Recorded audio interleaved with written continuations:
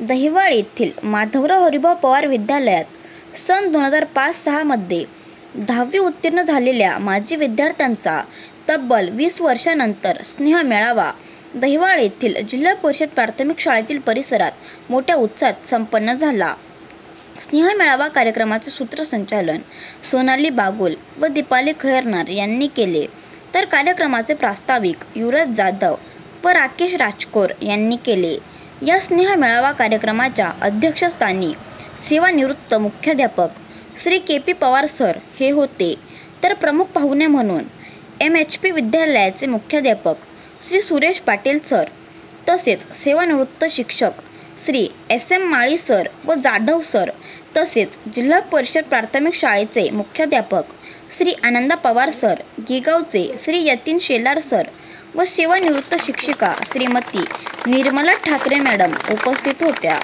जिल्हा परिषद प्राथमिक शाळेतील इयत्ता 5वीतील चिमुकल्या मुलींनी स्वागत गीत गात कार्यक्रमाची शोभा वाढविली।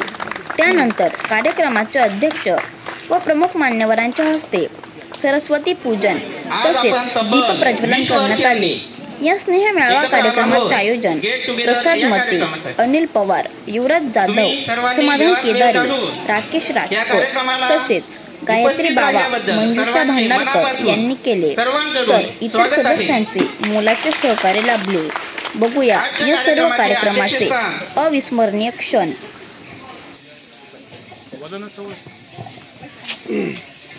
नमस्कार तसेच सर्वांना शुभ सकाळ। सन्माननीय शिक्षक वृंद आणि माझ्या प्रिय मित्रमैत्रिणींनो, आजचा दिवस म्हणजे एक केवळ कार्यक्रम नसून तर आपल्या सर्वांच्या आठवणींचा एक सुंदर असा क्षण आहे। नमस्कार, मी सोनाली। हो, अगदी खरं बोलली दीपाली। हे केवळ एक गेट टुगेदर नसून तर आपली शाळा, वर्ग शिक्षक आणि मित्रपरिवार यांच्या सहवासात घालवलेल्या अविस्मरणीय क्षणांचा उत्सव आहे। हो, हा कार्यक्रम म्हणजे आपल्या शाळेतील सोनेरी क्षणांना उलगडा देणारा एक आनंदमय प्रसंग आहे। त्यामुळे सर्व उपस्थितांनी आपल्या जागेवर शांत बसून कार्यक्रमाचा आनंद घ्यावा। चला तर मग या प्रवासाला एक सुंदर आणि सुसंस्कारित सुरुवात करूया। आपल्या सर्वांच्या आदरणीय शिक्षकांना व्यासपीठावर आमंत्रित करूया।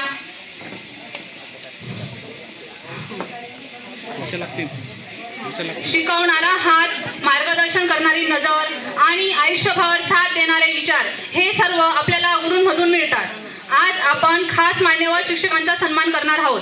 त्याआधी त्यांना आदराने व्यासपीठावर आमंत्रित करूया। के.पी. सर शिस्त, समजूतदारपणा आणि स्पष्ट मार्गदर्शन यांचे मूर्तिमंत उदाहरण। विनंती करते की के.पी. सर यांनी व्यासपीठावर येऊन आपली मानाची जागा घ्यावी। प्लीज सरांसाठी जोरदार टाळ्या। आता सोनाली बागुल हिने जे सरांना अध्यक्षपदाची सूचना दिली त्यासाठी तिचे सर्वांकडून मी अनुमोदन देत आहे। ठाकरे मॅडम, आपल्या प्रेमळ शिकवणुकीने विद्यार्थ्यांमध्ये विश्वास आणि उमेद निर्माण करणाऱ्या आपल्या मनपूर्वक स्वागत करते मॅडम। मी कृपया व्यासपीठावर यावे। अभ्यास सोपा वाटतो आणि जीवन दृष्टी गवसते। पाटील सर, आपणही कृपया व्यासपीठावर यावे।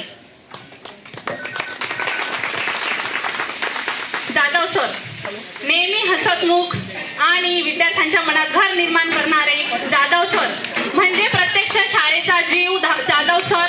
मी विनंती करते की त्यांनी व्यासपीठावर यावे। माळी सर, विद्यार्थ्यांच्या मनात ज्ञानाचं बीज पेरणारे, शिस्त आणि प्रेम यांचा उत्तम समतोल साधणारे माळी सर म्हणजे विद्यार्थ्यांचा आधारस्तंभ। मी विनंती करते की सर व्यासपीठावर यावे। हसतमुख व्यक्तिमत्व आणि आजच्या ह्या कार्यक्रमाला सरांनी खूप मदत केली, म्हणून विनंती करते की सरांनी व्यासपीठावर यावे। आनंद सरांसाठी जोरदार टाळ्या। शेलार सर, नेहमी विद्यार्थ्यांच्या पाठीशी ठामपणे उभे राहणे आपले शेलार सर यांनी व्यासपीठावर यावे। प्लीज शेलार सरांसाठी जोरदार टाळ्या। जोरात जोरात टाळ्या वाजवा, जेवायला भेटणार आहे सगळ्यांना।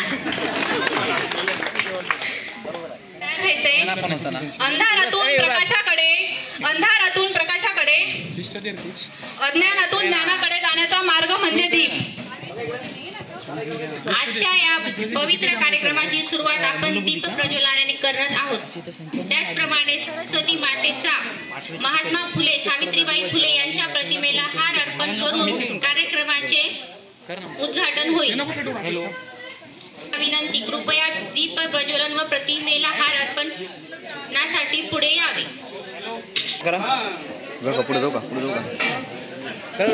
तिला सांगायचे असेल त्यांनी पण अजून कोणाची इच्छा असेल तर येऊ शकता. ताटवून आता झालं का? बघा इकडे आता आपली कंजूसपणा नकोय. सर मी काय ऐका ना काय इकडं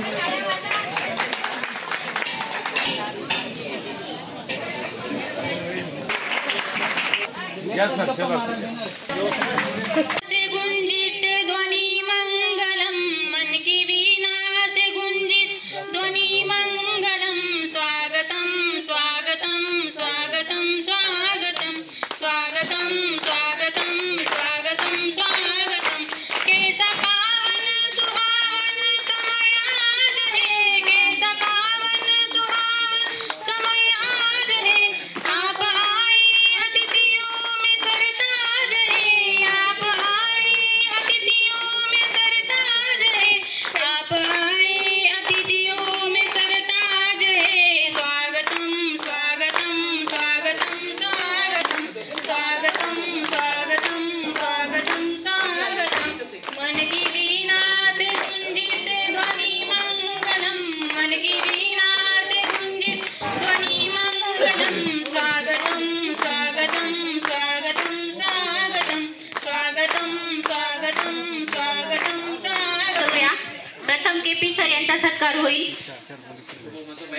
50 जण 7-7 जणांना डिवाइड करून प्रत्येक शिक्षकाला 7-7 मुला-मुलींनी यायचंय स्टेजवर.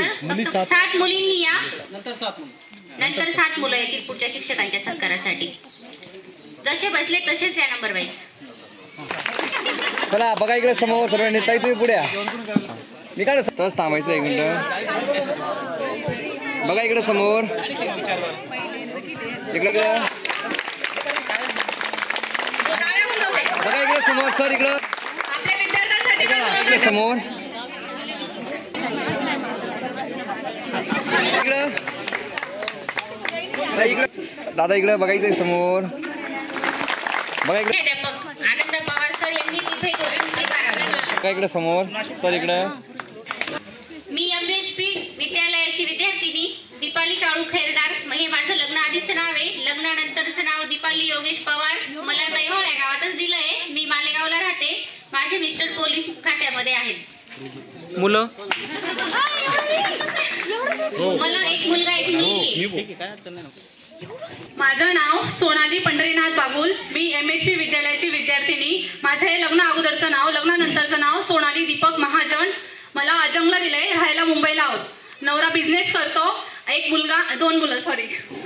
नमस्कार, मी सुजाता शिवाजी उशिरे MHP विद्यालय दहीवाड इथे शिकत होती.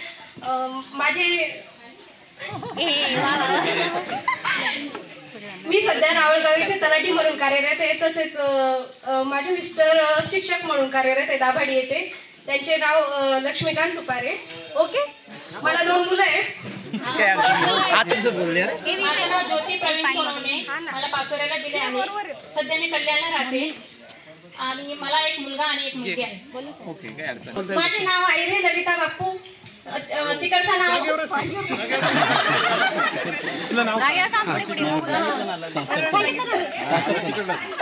ज्ञानेश्वर बारको खेळणार. मला वटाला दिलेले आहेत. मला 2 मुलं आहेत. एक मुलगा एक मुलगी. निकम. लग्नानंतरचं नाव सोनाली रामसिंग पवार. मला एक मुलगा एक मुलगी आहे.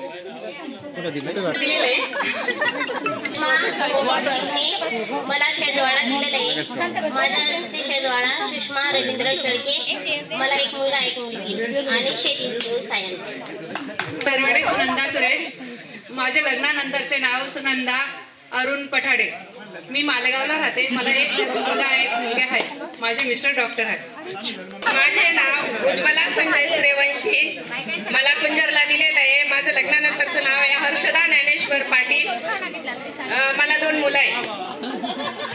माझं नाव योगिता सुदाम बच्चा. मी दैवाळात आहे. आधी पण दैवाळात होती. मला 2 मुली आणि 1 मुलगा आहे. लग्नानंतरचं नाव संगीता उत्तम शेवाळ.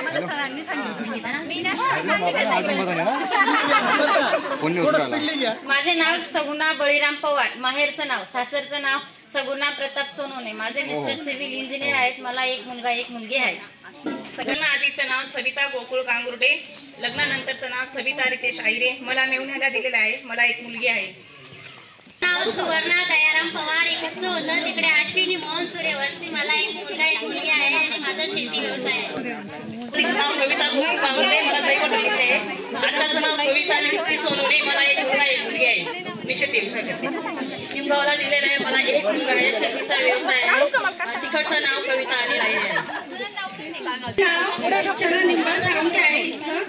आणि सासरचं नाव अर्चना भीमराज कदम. माझे मिस्टर ग्रामपंचायत मध्ये क्लर्क आहेत आणि मी माझं पार्लर आहे. मला 1 मुलगा आणि 1 मुलगी आहे. मुलगा दिलेला आहे. माझं नाव सुवर्णा बापू बावा. लग्न आईचं नाव लग्नानंतर सुवर्णा मेघराज गोसावी.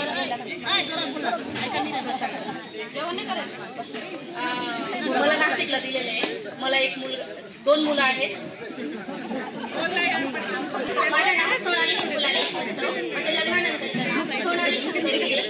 मला 2 मुलं आहेत. 1 मुलगा आणि 1 मुलगी. मला मालेगावला दिले आणि माझ्या मिस्टरांचा ऍक्सिडेंट झाला.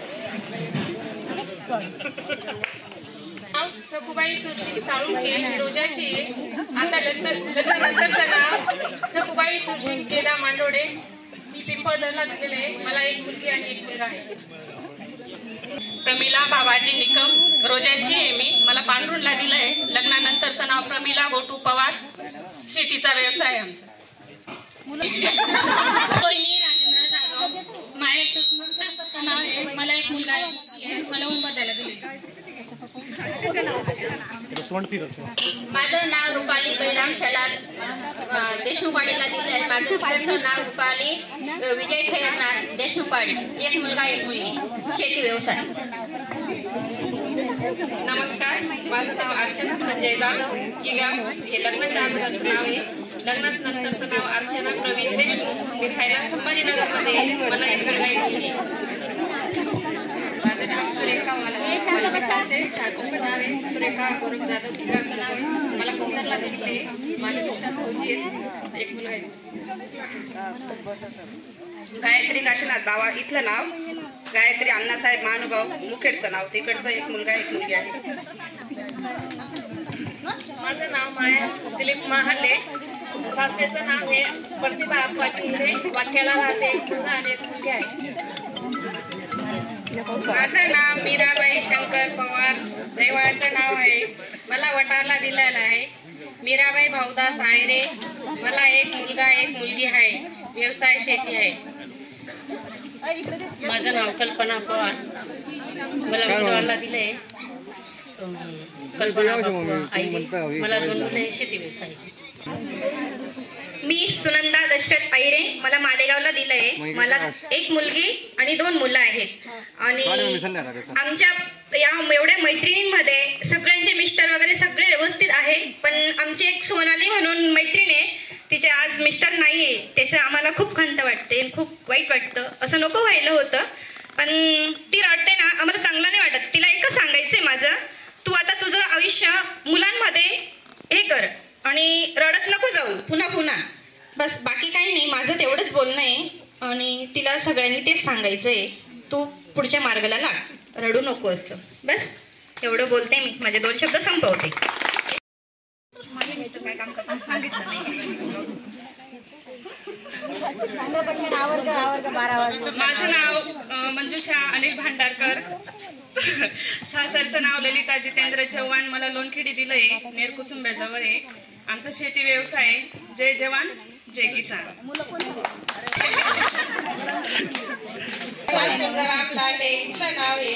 सासरचं नाव मंगला छगन कृष्णा आचट आहे. मला दोन मुली एक मुलगा आहे. माझं इथलं नाव माया राजाराम पवार आहे. माझ्या साताचं नाव अरुणा सुनील शेवाळे आहे. मला एक मुलगा एक मुलगी आहे. माझं नाव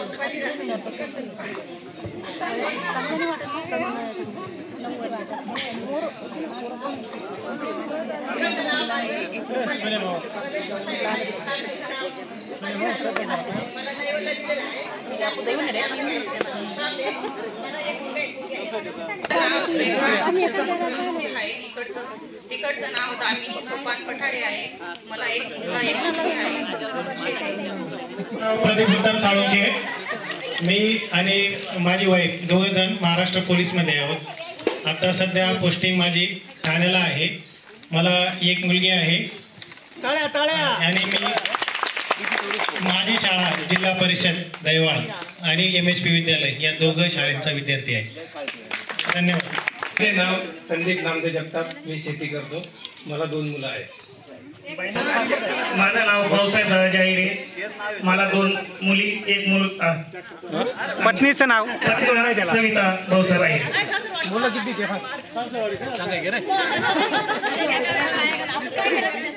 नमस्कार, माझं नाव ज्ञानेश्वर कैलासराव शिंदे. मी नाशिकला जॉब करतो. MIDC मध्ये प्रायव्हेट जॉब ॲज ए प्रोडक्शन हेड. माझी मिसेस पण जॉब करते फॉरेस्ट डिपार्टमेंटला.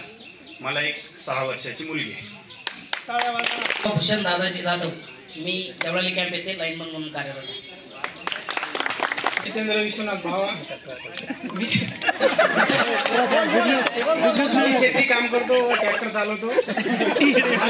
एक मुलगा एक मुलगी आहे. माझं नाव बी आहे रघुनाथ जाधव. सध्या मी चाळगाव येथे आहे. सेंट्रल रेल्वेमध्ये काम करतोय. माझं गाव आहे बोधे. मला 2 मुलं आहेत. मी राहणार बोध्याचा आहे. माझे नाव आबा काशीनाथ पिंजर आणि मला 2 मुलं आहेत आणि मी शेती हा व्यवसाय उत्तम प्रकारे करतो. माझं नाव समाधान दयाराम केदार आहे. मी मास फायनान्स मालेगाव येथे कलेक्शन एक्झिक्युटिव्ह म्हणून काम करतो. मी विजय रमेश गोसावी. राहणार दैवाळ. 2 मुलं आहे मला. शेती व्यवसाय करतो. माझे नाव राजेंद्र छगन शिरवंशी. राहणार दैवाळ. मला 2 मुलं आहेत. व्यवसाय काय करतो? व्यवसाय शेती व्यवसाय. माझे नाव नरवाडे दगडू पाडू नरवाडे. 2 मुलं आहेत. माझं नाव पुढे ना पुणे इथं डेप्युटी मॅनेजर म्हणून ॲटोमोबाईल कंपनीत काम करतो. नमस्कार, माझं नाव रवींद्र उत्तम खैरनार. मी राहणार नांदगाव. माझा व्यवसाय शेती व्यवसाय. एक मुलगा एक मुलगी. माझं नाव प्रदीप बप्पू जगताप. शेती व्यवसाय. याच्याकडे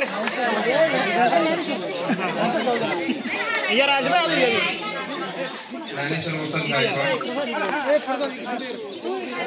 गायकवाड. सेंट्री. बस जाऊ बापू बोलते. सरांचा आवडता विद्यार्थी. सगळ्यांना असं आलं असेल.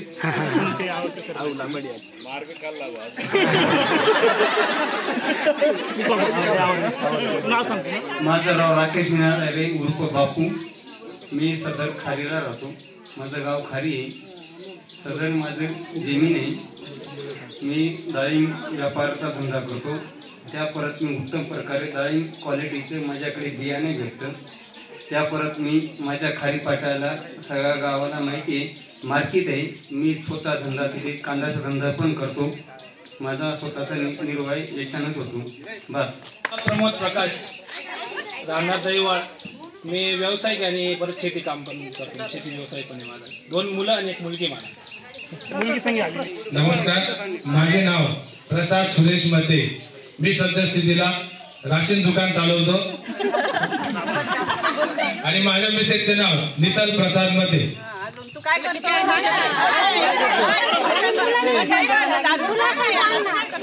सासरवाडी मला 2 मुलं आहे आणि माझी मेशीची सासरवाडी. पवार आहे, मला 2 मुलं आहे, 1 मुलगा 1 मुलगी. मी शेती व्यवसाय करतो. नमस्कार, माझे नाव युवराज जगन्नाथ जाधव. मी शेतमजुरी करतो. मला 1 मुलगा 1 मुलगी आहे. माझ्या मिसेसचं नाव ज्योती आहे.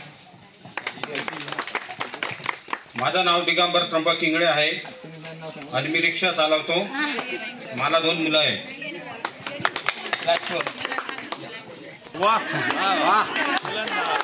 धन्यवाद, तुम्ही सगळे आलात. जय परिचय सांगितलं आला पहिले. माझं नाव राकेश कमळाबाई हिरामन राजकोर. माझ्या मिसेसचं नाव अर्चना राकेश राजकोर. मला 2 मुलं आहेत, 1 मुलगा 1 मुलगी. मी नाशिक येथे मेडिकल व्यवसायात करतो. स्वतःच आहे ना मेडिकल असताना. वेळ न वाया घालवता सुरुवात करूया. आता वेळ आली आहे आपल्या सर्वांना मार्गदर्शन करणाऱ्या गुरुजनांचे अमूल्य विचार ऐकण्याची. पहिल्यांदा विनंती करते की केपी सर यांनी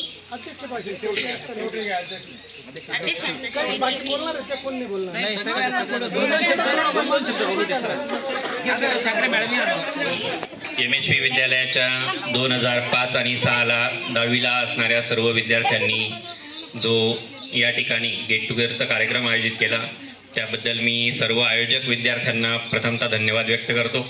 या ठिकाणी आजच्या कार्यक्रमाचे अध्यक्ष आमचे मार्गदर्शक KP Pawar sir, Patil sir, Mali sir, Jadhav sir, Thackeray madam, Ananda Pawar sir आणि उपस्थित सर्व. आता मी तुम्हाला सर्वांना मित्र मैत्रिणीच म्हणेल, कारण आता तुम्ही विद्यार्थी राहिलेले नाही, परंतु आज तुम्ही विद्यार्थी दशा अनुभवण्यासाठी 20 वर्षानंतर या ठिकाणी एकत्र जमलात. या गोष्टीचा मला खरोखर आनंद वाटतोय. आणि दुसरा एक आनंद मला असा वाटतोय की मी तुमच्याशी जास्तीत जास्त 1 किंवा 1.5 वर्ष सहवासामध्ये होतो, पण तरीसुद्धा तुम्ही मला आठवणीने या ठिकाणी निमंत्रित केलं, मला बोलवलं, माझा सत्कार केला. या गोष्टीचा मला मनस्वी आनंद वाटतोय. या ठिकाणी बोलण्यासारखं भरपूर काही आहे, परंतु हा कार्यक्रम तुमचा आहे. तुम्ही एकमेकांना इतक्या वर्षानंतर भेटलेले आहात. एकमेकांचे विचार जाणून घेणं या सगळ्या गोष्टींसाठी तुम्हाला वेळ पुरला पाहिजे. म्हणून आपण इतरांचं मनोगत पण आपल्याला या ठिकाणी ऐकायचं आहे. तर तुमच्या भावी वाटचालीसाठी मी या ठिकाणी तुम्हाला शुभेच्छा देतो आणि थांबतो. धन्यवाद. मनोगत व्यक्त करतील. तर तुमचं इतकं प्रेम पाहून माझं मन आहे ना एकदम असं भरून आलेलं आहे. तर बाळांनो, तुम्ही अजून आमच्यासाठी लहानच असतात, त्याच्यामुळे मी तुम्हाला बाळांनो हा शब्द उच्चार केला की खरोखर एवढं प्रेम. आणि जसं म्हणतो ना आपण, बहिणाबाईची एक कविता आहे, तिची एक ओळख सांगतो मी. मन वडाय वडाये उभ्या पिकाचं शेत. म्हणजे तुम्ही आज सुद्धा आमच्याकडे आकर्षित झाले बाळांनो. म्हणजे एक विशेष आहे की जसं एखादं पीक असतं आणि ते पीक पाहून जसं प्राणी आकर्षित होतात तसं गुरूंकडे तुम्ही आकर्षित झालात. म्हणजे तुमच्यामध्ये आमच्याविषयी असलेली एक आस्था, प्रेम हे पाहून आमचं मन एवढं भरून आलं आणि माझ्याविषयी एवढं प्रेम पाहून मला एवढा आनंद झाला की खरोखर.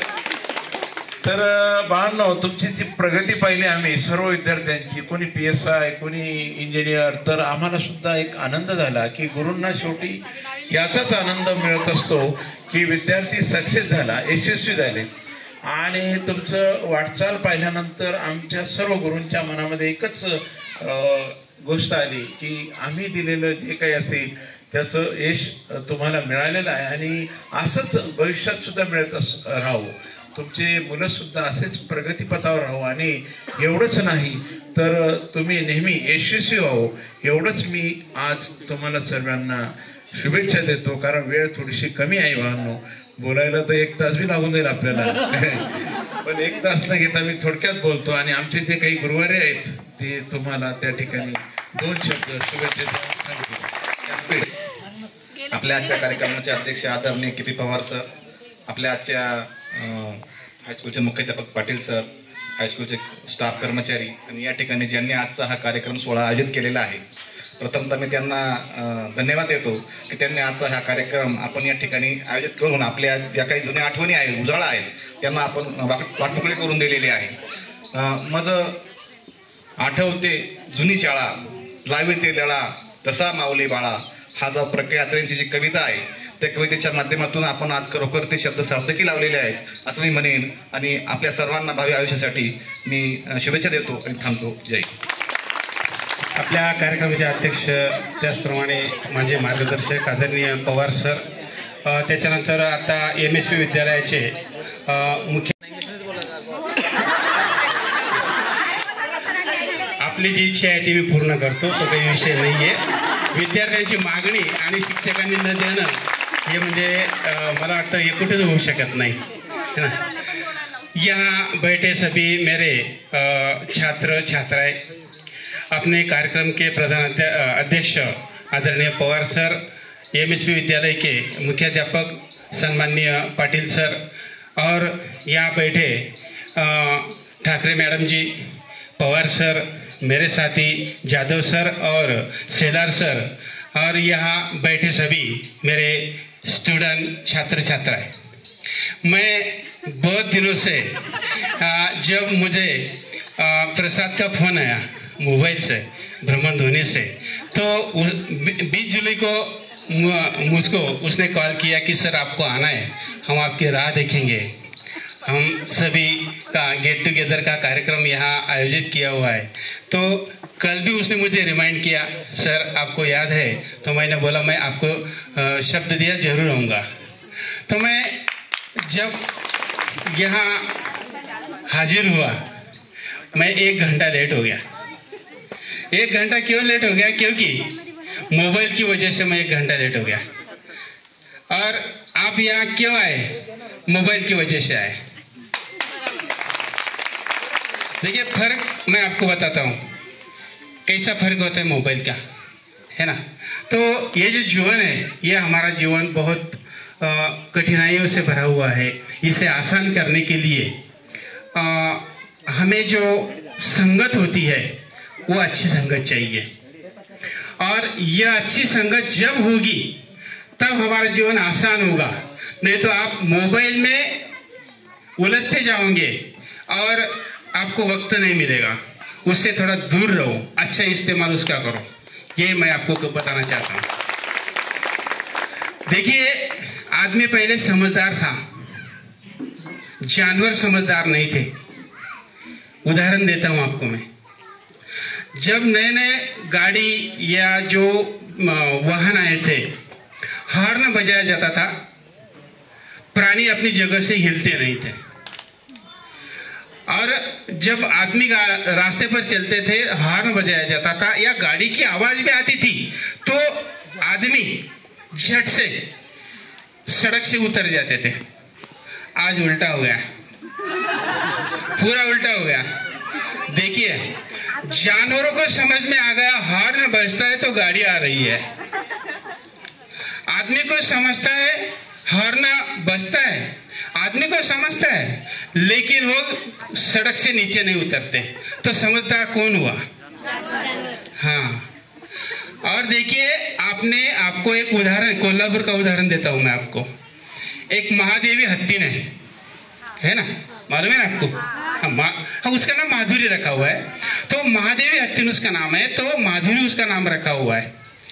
देखिए बहुत बड़ा प्राणी है. कौन सा? हाथी. इतनी ताकत होती है उसमें. तो आज गुजरात के राज्य में वनतारा में उसको रखा गया. महाराष्ट्र शासन और केंद्र शासन ने आदेश दिया कि उसको वहां न रखते हुए वनतारा में रखा जाए. शायद वो मुकेश अंबानी का है. आज मुकेश अंबानी, अदानी, अडानी भारत में क्या कर रहे हैं आपको सबको मालूम है. सब ले रहे हो हमसे, वो राजकारण के विषय हम यहाँ नहीं निकालेंगे. तो वनधारा में उसे रखा गया. पूरी कोल्हापुर की जनता रास्ते पे आ गई. किसके लिए? माधुरी के लिए, जानवर के लिए. क्यों आ गई? समझदार है. कैसे समझदार है आपको मालूम है? आपने शायद वो पढ़ा नहीं होगा या किसी ने पढ़ा भी होगा. तो मैं आपको बताता हूँ कि ये जो माधुरी है, ये जो महादेवी है, ये छोटे छोटे बच्चों के साथ खेलती है. छोटे छोटे बच्चे उसकी जो सूंड होती है वो पकड़ते हैं, उसके ऊपर बैठते हैं, उसके पैर पकड़ते हैं, उसकी पूंछ पकड़ते हैं और उस छोटे छोटे बच्चे उसके साथ हिंडते फिरते हैं. और बहुत सारा प्यार वह माधुरी व महादेवी अतीन करती है। किनसे? आदमियों से। इसके लिए इससे लगाव हो गया। किसका? महादेवी का लगाव हो गया उन लोगों को, उसमें वो गुण है। और इसकी वजह से पूरा कोल्हापुर ऐसा कर रहा है माधुरी को वहां न रखा जाए, हमारे कोल्हापुर में लाया जाए। इतना ही नहीं, गणेश उत्सव अब आ रहा है। गणेश उत्सव के वक्त जो मूर्तियां गणेश जी की बनाई जाती है वो माधुरी के ऊपर बैठी हुई मूर्तियां बनाए रहे। देखिए उसका जो रहन सहन, उसकी चाल चलन जो है तो कितनी अच्छी है। दुर्भावना नसते, मित्र हा मित्रच असतो। सुदामा कृष्ण तुम्हाला माहितीच आहे, सांगायचं गरज नाही।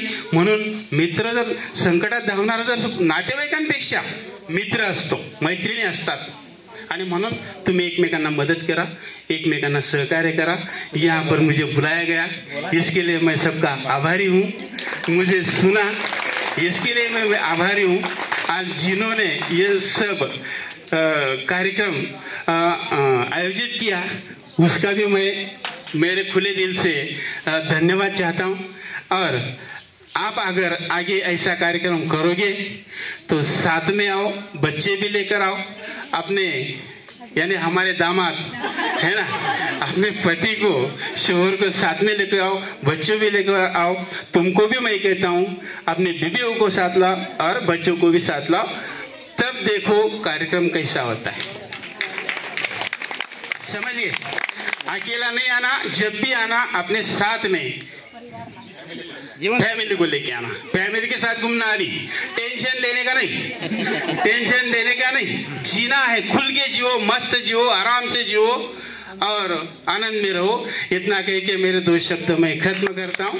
जय हिंद, जय महाराष्ट्र। सर, तुम्ही सांगितल्याप्रमाणे आमच्या ते डोक्यात होतंच की आम्ही असा ग्रुप तयार करणार होता की यामध्ये कोणालाही काही अडचण आली की ती कशी असो, मानसिक असो, पैशाची असो, शारीरिक असो, त्यासाठी आम्ही धावून जाणार आहोत, असं आमचं आधीपासूनच ठरलेलं आहे। तुम्ही जे मार्गदर्शन दिलं त्याबद्दल तुमचे खूप खूप आभार। माझे अध्यक्ष मान्य KP सर, आपल्या जिल्हा परिषद शाळेचे प्रमुख पवार सर आणि शेलार सर, इतर माझे शिक्षक बांधव आणि विद्यार्थी मित्र हो,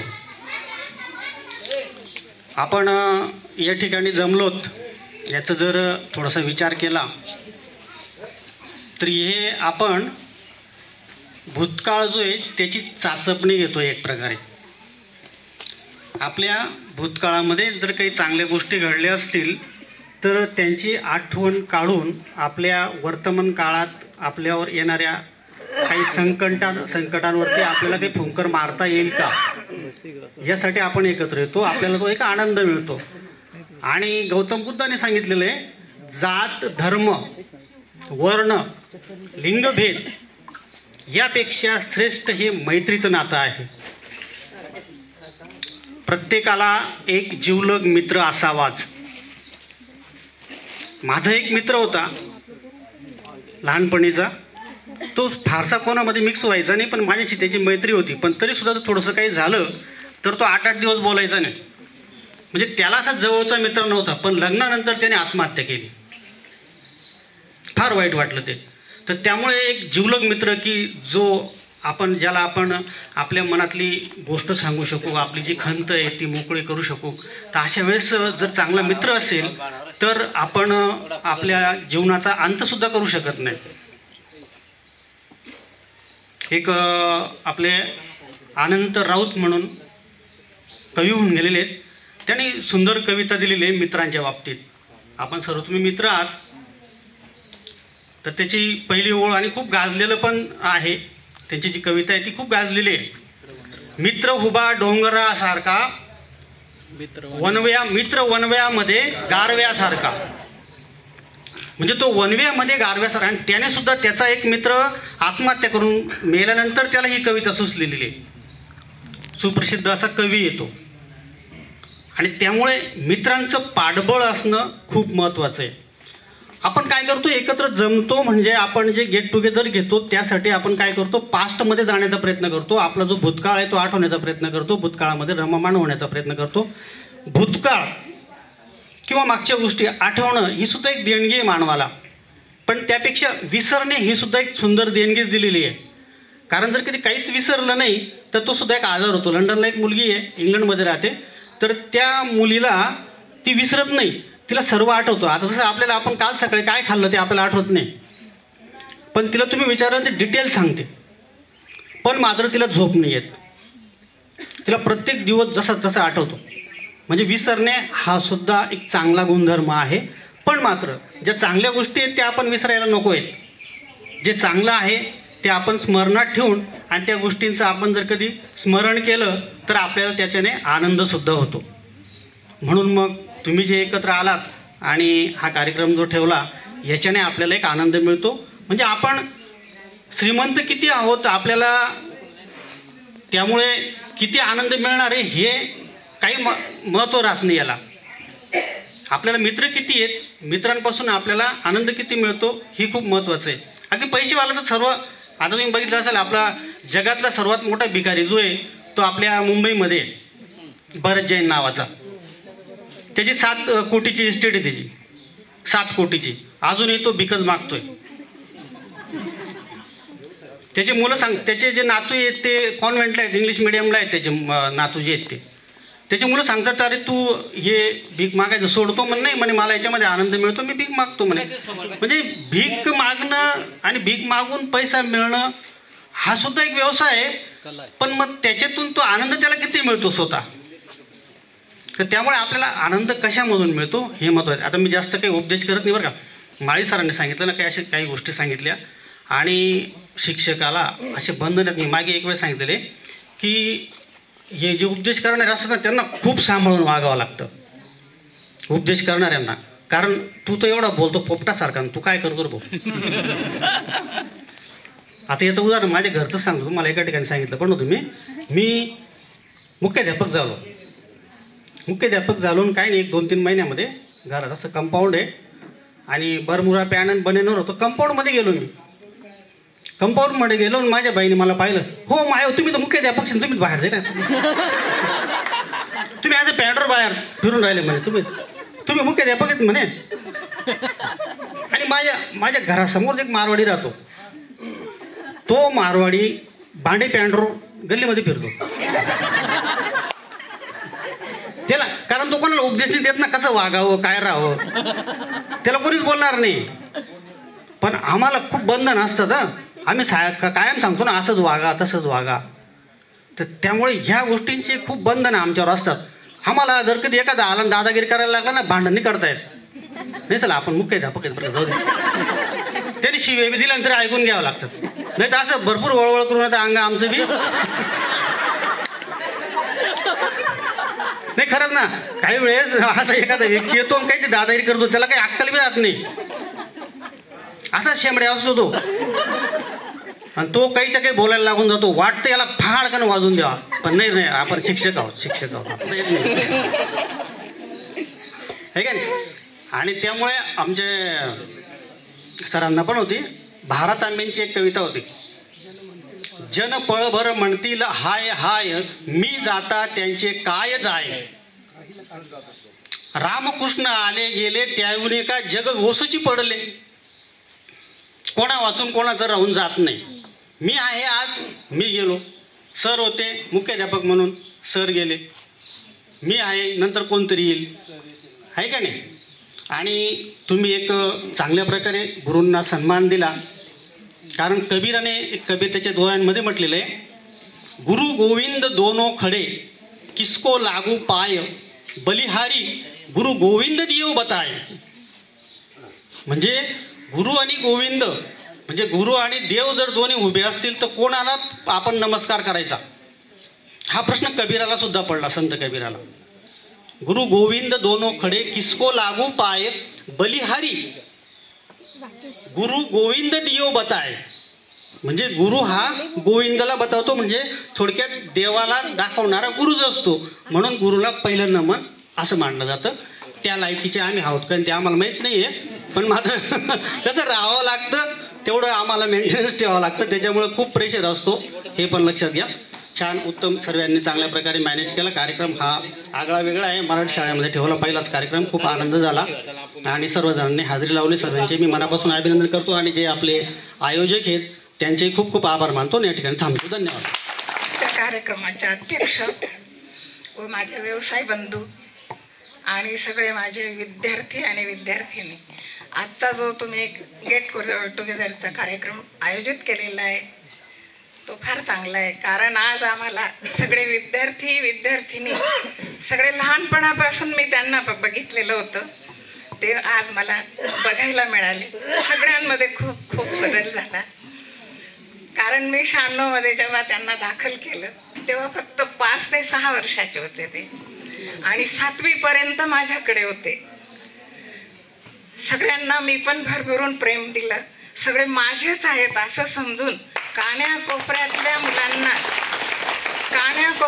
मुलांना वाचन लेखन गणन हे आलंच पाहिजे. पहिलीचा अभ्यास हा पहिलीत झालाच पाहिजे तर दुसरीच्या वर्गाला मुलं तयार होतात असं मी ध्येय ठेवून सगळ्या विद्यार्थ्यांना मार्गदर्शन चांगले केलं आणि 7वी पर्यंत माझे विद्यार्थी सगळे माझ्याकडे होते.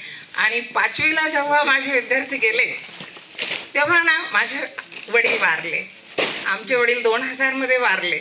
तेव्हा माझ्याकडे 5वीचा वर्ग होता आणि मी 1 महिन्याच्या रजेवर होती. तेव्हा आपल्या हायस्कूलमध्ये 5वीचा वर्ग नवीनच उघडला आणि मी महिन्याच्या रजेनंतर जेव्हा शाळेवर आली ना मग मला समजलं की 5वीला आपले काही विद्यार्थी दिले बा. तेव्हा मला इतकं वाईट वाटलं. एवढं मला दुःख होतं माझ्या वडिलांचं. रजेवरून आल्यानंतर माझे काही विद्यार्थी हायस्कूलला दिले. लगेच मी मुख्याध्यापकांकडे गेले. का हो सर म्हटलं, तुम्ही मी नसताना माझे विद्यार्थी दिलेच कसे? मी दिले असते सर आणि ते आले असते तर मला इतकं दुःख ना. किती दिवस मला माझे विद्यार्थी 5वीला काही विद्यार्थी तिकडे गेल्यानंतर मला कितीही दिवस वाईट वाटलं आणि सरांना पण सांगितलं आणि सर मला भेटले, मॅडम तुमचे काही विद्यार्थी आमच्याकडे आलेत, फार हुशार आहेत, चांगले आहेत असं त्यांनी मला जो शब्द दिला त्यामुळे मला पण खूप खूप आनंद झालाय की मी माझ्या केलेल्या कामाची पावती मला सरांनी दिली. देव तर देतोच पण सरांनी मला तिथंच झाडाखाली माझ्या रूमच्या खाली ते निंबाचं झाड होतं तिथं भेटले. तिथं मला हे सांगितलं. मला फार आनंद झाला कारण मी पहिलीपासून इतकं म्हणजे सगळ्यांकडे खूप मेहनत घेतली आणि जेव्हा दंगा सुरू झाला 5वीचा वर्ग होता आणि विजयादशमीच्या टाइमाला मी म्हणायचं आता कसं काय जायचं, पण आमचे हे लहान भाऊ आहेत ना राजू भाऊ, पाहिलंय मुलं माझ्याकडे आले तेव्हा, तुम्ही पण ओळखता, त्यांनी मला करसगव्हाण मार्गे दहिवाळला पोच केलं. शेवटचा दिवस होता, दिवाळीच्या सुट्ट्या लागणार होत्या. आधी मी आपली तर 6माही परीक्षा चालू आहे, आता करायचं कसं काय, माझे तर काही पेपर राहिलेले आहेत. मी फक्त प्रदीपला एवढंच सांगितलं, प्रदीप उत्तम साळुंके, मी त्याला मॉनिटर मानलेलं होतं, पण तो इतका वर्ग कव्हर करायचा की मी नसताना सुद्धा प्रदीप जर कधी मी नसली हे सगळे पेपर तू वाटायचे आणि पेपर घेतल्यानंतर जमा करून त्याच्यावर विद्यार्थी पटसंख्या लिहायची, हजर विद्यार्थी पटसंख्या आणि त्या पेपरचा विषय लिहायचा आणि कसा वाढून ठेवायचा बांधून ठेवायचा ते आपल्या याच्यात ठेवून द्यायचा ड्रॉपमध्ये. त्याने सगळे विषयाचे पेपर घेतले आणि जमा करून आणि आमची पेटी होती सगळी जयसिंगबाईचीच होती, ती मला दिली होती मॅडमांनी बसायला. तिथं त्याने सगळे पेपर जमा करून ठेवले आणि शेवटचा दिवस होता, शाळेचा हजर राहावंच लागतं. त्या दिवशी मग सगळे पेपर घरी घेऊन गेले तपासायला. असे मी विद्यार्थ्यांना खूप खूप तयार केलं. आज त्यांनी गेट टुगेदरचा कार्यक्रम ठेवला. मला इतका आनंद झाला की सगळे विद्यार्थी आणि व्यवसाय बंधू मला भेटायला मिळतील आणि दैवाळ गावाने मला इतकं भरभरून प्रेम दिलेलं होतं की माझे 14 वर्ष कुठे गेले हे मला अजिबात कळले नव्हते. जेव्हा माझी इथं नियुक्ती झाली 8/1/1993 मध्ये, तेव्हा वडील ऑफिसला गेले पंचायत समितीला की कोणतं गाव चांगलं आहे बा, कारण मी ना परित्यक्त म्हणून नोकरीला, आज परित्यक्त हा शब्द तुम्हाला समजेल तेव्हा काहीच कळत नव्हतं. अगदी बालविधवेसारखं मी जेवण जगले.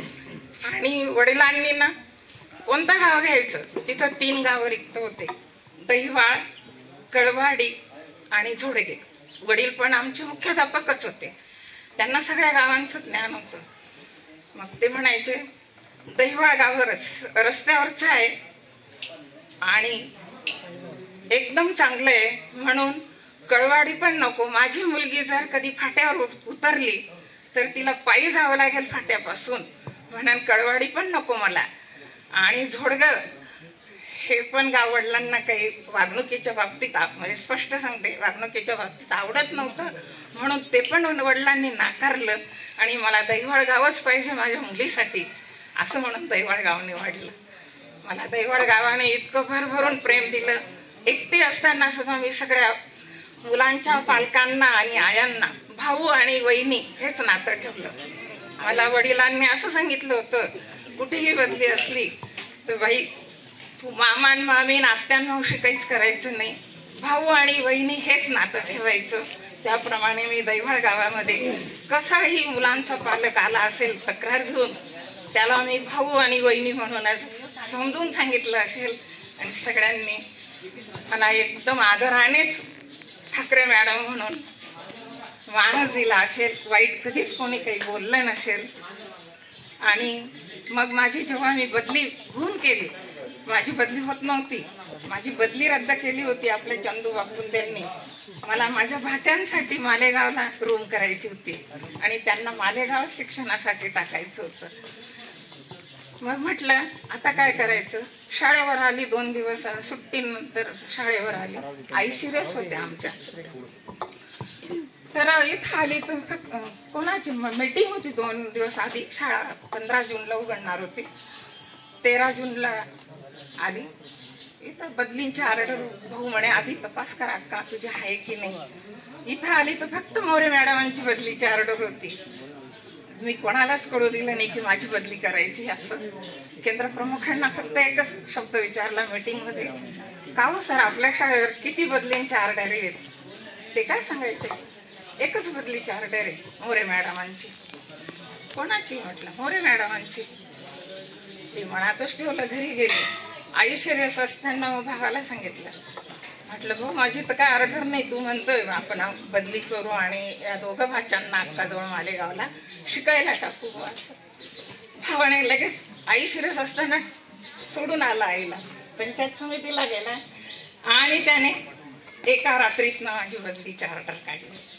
सगळे म्हणायचे की बदली मॅडमने कसं काय केलं हे असं, पण भाच्यांना टाकायचं होतं माझ्याकडे शिक्षणासाठी. तर मोठा भाचा माझा आज क्लास 1 अधिकारी बँक ऑफ इंडिया बँकेत, आज त्याची बदली चेन्नईकडे. इकडे आज 5 वर्ष झाले त्याला, ऑक्टोबरमध्ये त्याची बदली चेन्नईला आहे. क्लास 1 अधिकारी आहे. त्याने आजी 2री परीक्षा दिली, आता सुपर क्लास 1 अधिकारी झाला तो. दोघं भाच्यांसाठी मी मालेगावला रूम केली, त्यांना शिक्षणासाठी तिथं ठेवलं. पण लहान भाचा माझा जो, या लहान भावाचे जे 2 मुलं, माझा लहान भाचा फार्मसीच्या 2ऱ्या वर्षाला होता. 2ऱ्या वर्षाला असताना तो मालेगाव तर खाकुर्डी आमची रूमवरच राहायचो आम्ही, पण त्याचं इथं नाशिकला फार्मसीसाठी नंबर होता. मग त्याला कावीळ झाली आणि त्याच्यामुळे आम्ही काय केलं, ट्रान्सफर केलं मालेगावला. मालेगावला ट्रान्सफर केल्यानंतर काही दिवस खाकुर्डीला अपडाऊन कर बुवा तू असं सांगितलं. पण अपडाऊन करत असताना आणि त्याने फार्मसीचा दुपारी पेपर दिला 20-2-2020 मध्ये. आणि घरी येता येता आजंगवडेला बिघडलेली एसटी उभी होती आणि बिघडलेल्या एसटीत आणि आमचा बंटी म्हणजे मयूर देवेंद्र ठाकरे हा, ती बिघडलेली एसटी जर रस्त्यात राहिली नसती तर आज माझ्या भाच्याचं असं घडलं नसतं. रस्त्याच्या बाजूला राहिली असती किंवा काही काटे दगड गोटे आडवे लावले असते तर त्याला कळालं असतं की ही एसटी उभी आहे बुवा, आपण बाजूने निघून जाऊ असं. पण त्या बिघडलेली एसटी आणि तिकडनं बोरोला आली. बी फार्मसीचा त्याने पेपर दिला. 3 साडेतीनच्या दरम्यान तो आजंगवाडी जवळच त्याचा ॲक्सिडेंट झाला. त्या ॲक्सिडेंटमध्ये त्याला आम्हाला म्हणजे दवाखान्यात न्यायची पण अवधी मिळाली. तिथंच मागच्या मेंदूला लागलं आणि त्याची अशी घटना झाली. दोन्ही भाच्यांपैकी या लहान भाच्याचा असेल मोठा क्लास म्हणाले तरी पण त्याचं दुःख 5 वर्ष झाले त्यांना त्याचं दुःख विसरत नाही. तेवढ्यात त्याचीच आई माझी लहान त्याचं दुःख न विसरता त्यांनी ना खूप खूप आठवलं. त्यांच्या पेशी कमी झाल्या. त्यांच्यासाठी आम्ही 30 ते 32 लाख खर्च केले. मुलगा वारला म्हणून त्या डोक्यातून काढतच नव्हत्या. आणि त्या वहिनींना आज 10 महिने झाले. कालच त्यांचा 10वा सवाष्णीचा पेपर घातला आणि माझे विद्यार्थी एवढ्या लांब आले. एवढं सगळं दुःख मी विसरून आणि माझ्या विद्यार्थी आणि विद्यार्थिनींसाठी मी इथपर्यंत पोहोचले. आणि हा कार्यक्रम तुम्ही आयोजित केला आणि मला इथं बोलवलं. तुमच्या भेटी झाल्या. सगळे माझे लहान लहान विद्यार्थी आज माझ्या डोक्या एवढे झाले मी काहींचे चेहरे सुद्धा ओळखू शकत नव्हती. हे सगळे मला भेटले याबद्दल मनोगत व्यक्त करावे. तुमच्याकडे भरपूर ज्ञानाचा भंडार बघा. मराठी व्याकरण कोणतं वृत्त घेऊ का? आठवत नाही आठवत नाही आधी येराताना पाहिजे समोर.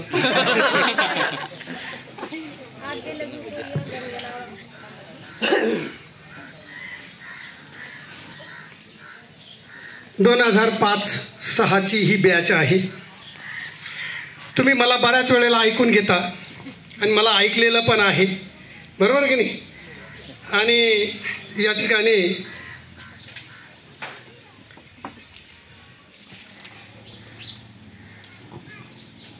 हा जो कार्यक्रम तुम्ही आयोजित केलेला आहे, शेलार सर बोलले, जाधव सर बोललेत, पवार सर बोललेत, माळी सर बोललेत, मॅडम बोलल्या, नंतर मी शेवटी. आता जे मला सांगायचं असताना ते जे सांगून टाकलं, पण तरी मी बोलणार आहे, कर्मावर बोलणार आहे. आध्यात्मिक कर्म सर्वात वाईट म्हणजे अध्यक्षपद.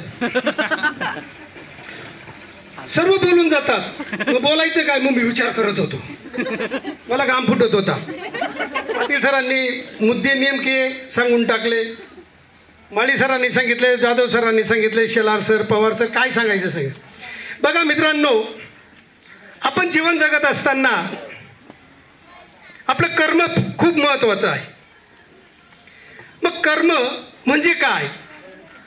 थोडक्यात म्हणजे आपण जे जन्माला आलो ना, मग आपला जन्म कशासाठी झाला?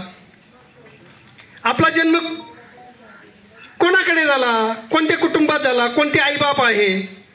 कोणता समाज आहे? कोणतं गाव आहे? तुम्हाला आम्हाला माहिती होतं का? नाही. पण तुम्ही मागच्या जन्मामध्ये जे काही चांगलं कर्म केलेलं आहे, 84 कोटी योनी या पार करून तुम्ही या ठिकाणी आलेला आहात, हे तुमचं कर्म. मग कर्म करत असताना म्हणजेच काम बरं का, जीवनामध्ये तुम्ही कोणाची तरी मुलगी होता, नंतर पत्नी झाल्या, तुम्ही मुलं होते, कोणाचे तरी मालक झालेत, कोणाचे तरी वडील झालेत, कोणाचे तरी तुम्ही माता झालेले आहेत. मग काहीतरी दायित्व तुमच्यावर आलेलं आहे, काहीतरी जबाबदारी तुमच्यावर आलेली आहे. आईबाप होणं फार सोपं आहे, खूप सोपं आहे. पण आई वडिलांचं दायित्व निभवणं या कालखंडामध्ये माळी सरांनी सांगितलं, पाटील सरांनी सांगितलं की शिक्षकी पेशा कसा असतो. मग हे दायित्व निभवत असताना आपल्यावर खूप सामाजिक बंधनं येतात. म्हणजे सामाजिक बंधनं पार करण्यासाठी आपल्याला कर्म चांगल्या पद्धतीने करावं लागत असतं. तुम्ही मागच्या जन्मी चांगलं कर्म केलं म्हणून तुम्हाला मानव योनी मिळालेली आहे आणि म्हणून या ठिकाणी कुठल्याही पद्धतीची चिंता करायची नाही. 1 किलो 33 ग्रॅम तुम्ही आम्हाला काय दिलेलं आहे राजा? मेंदू आहे ना, प्रत्येकाला आहे की नाही? 1 किलो 33 ग्रॅम याचा वापर करायचा. आणि म्हणून कबीराने सांगितलेलं आहे की मुर्दों को भगवान देता है कपड़ों लकड़ी आग. कबीर महाराज काय म्हणतात? मुर्दों को भगवान देता है कपड़ों लकड़ी आग, जीवित नर चिंता करे उनका बडा अभाग. मेलेल्या माणसांना सर्व मिळतं. तो म्हणतो का एक डोळा उघडून काय काय आणलं भाऊ? धोतर आणलं का? मुरमुरे आणले का? मडका आणलं का? नाही. मुर्दों को भगवान देता है कपड़ों लकड़ी आग, जीवित नर चिंता करे उनका बडा अभाग. मग जीवित माणसाने का चिंता करायची? कर्म चांगलं करा. छोटंसं उदाहरण सांगतो, वेळ झालेला आहे, नाही तर माझ्याकडे बरं मग लोखट आहे. 3 तास होणार नाही. हो, मी यांना आधी विचारा आध्यात्मिक बोलू का शैक्षणिक बोलू? पण कर्म चांगलं करा. मग कर्म काय? जे जे ठावे आपण अशी ते द्यावे इतर अशी. जे तुम्हाला येतं ना ते देऊन टाका. चांगलं येतं ना देऊन टाकायचं. जे येतं ना ते करत राहायचं. कर्म चांगलं करत राहा. एक कुटुंब होतं. ही कथा सांगतो आणि समाप्त करतो, जास्त वेळ घेणार नाही. आई आणि मुलगा, 18 विश्व दारिद्र्य. आणि 18 विश्व दारिद्र्यामध्ये जगत असताना आई काबाड कष्ट करायची आणि एके दिवशी मुलाला सांगितलं, बाळा आपल्या गावाच्या पलीकडे एक डोंगर आहे आणि त्या डोंगरावर जा.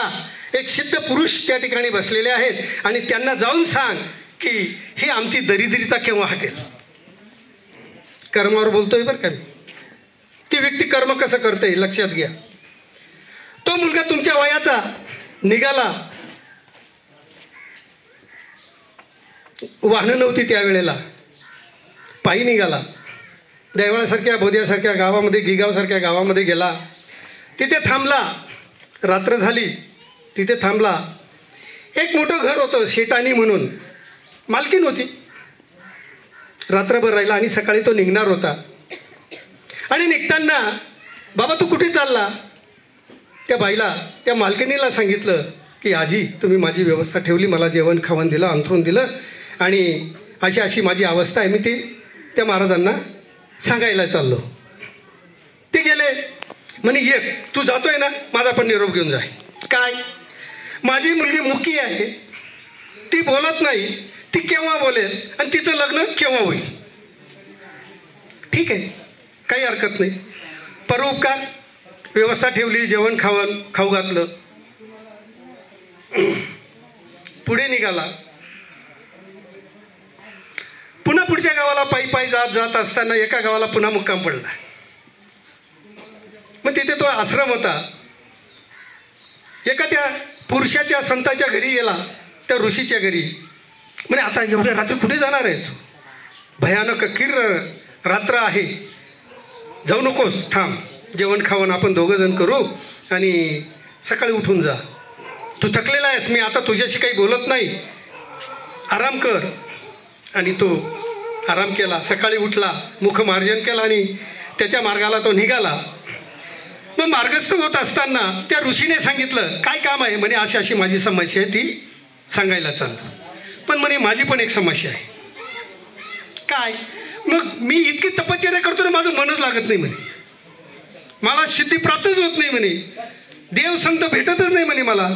एवढा मला त्या सिद्ध पुरुषाला, त्या ऋषीला, त्या दिगंबराला माझा निरोप द्या. ठीक आहे, काही हरकत नाही. मार्गस्थ निघाला. सकाळ झाली. पुन्हा दुसऱ्या रस्त्याने चालत असताना तिसरं एक गाव लागलं. तो शेतकरी मळ्यात राहत होता आणि त्यावेळेला विचारलं, बाबा म्हणजे खूप अंधार झालेला आहे आणि या अंधारामध्ये तू कुठे चाललास? थांबून जा आजच्या रात्री.